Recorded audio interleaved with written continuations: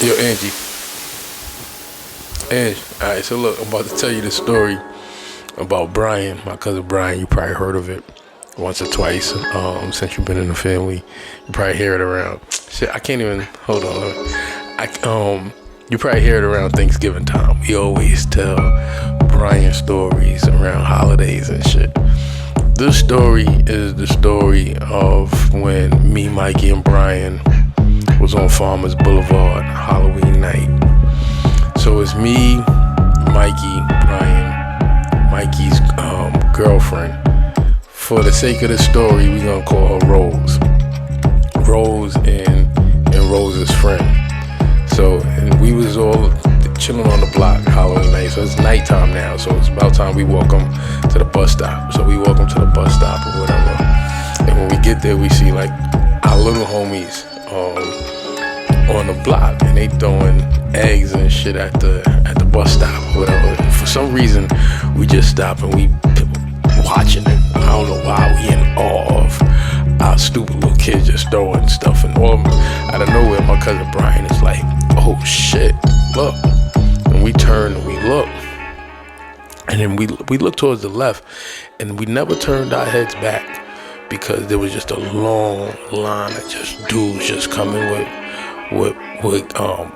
masks on. They had Halloween masks on, and they had bandanas on, different color bandanas. So they just coming, and it's just non-stop. They just walking past us, right? And out of nowhere, Mikey's girl is like, "Yo, Mikey, don't say nothing." And he's like, "Yo, how would I?" In my head, I'm thinking, why the fuck would he say anything, right?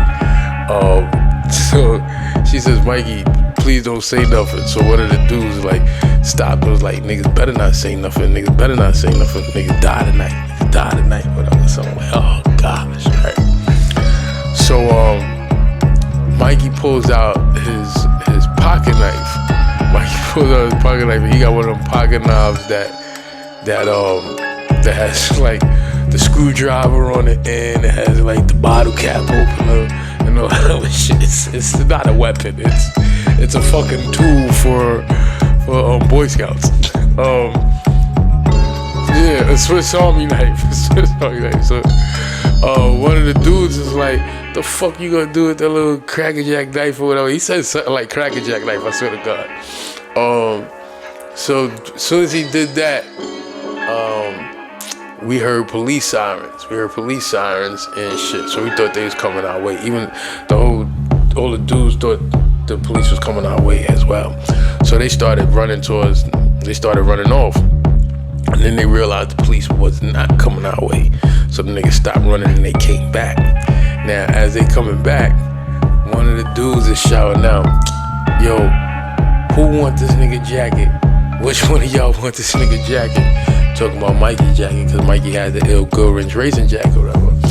So all them niggas start coming back. And mind you, I swear to God, it's like 65 of these dudes. It gotta be no less than 65 of them or whatever. So they come back and they forming or whatever. Because one of the dudes like, "Yeah, I want that jacket or whatever." So as soon as they got close, I just wowed out. I just popped out of nowhere like, "Yo, ain't nobody taking my brother jacket. No one's taking my brother jacket at all." So then they started to form a little bit more, and then one dude came out of nowhere. You can't tell who anybody was because everybody had masks and shit on, right? So one dude put his hand on my shoulder and was like, "Nah, niggas chill. I know this dude. I know him. He good money, whatever, da.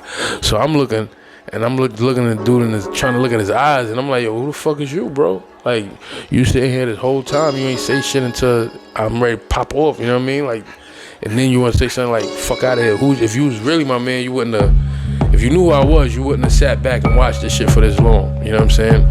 So the nigga was just like, "Nah, it's all good," and kept it moving or whatever. So we go the opposite way, and we get around the corner and shit. And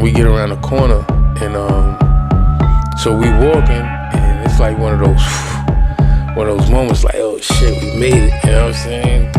Alright, cool. So we walking home or whatever, and we turn around. First thing I'm thinking in my head is, I want to ask Mikey's girl, like, "Why the fuck did you say anything in the first place?" And before I can even do it, Mikey said it. Mikey was like, "Why the fuck would I say anything?" You know what I'm saying?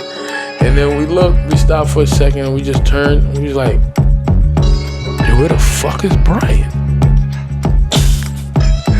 Brian was gone. Brian was gone the whole time. When he said, oh shit, look, and we looked towards the left, he must have boogied backwards and ran, because he wasn't there for none of the smoke.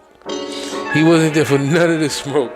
By the time we got home, my grandma was like, Brian been gone. He left like 30 minutes ago, which means he ain't telling we was almost out for dead or nothing. He just packed his bags up and got home with his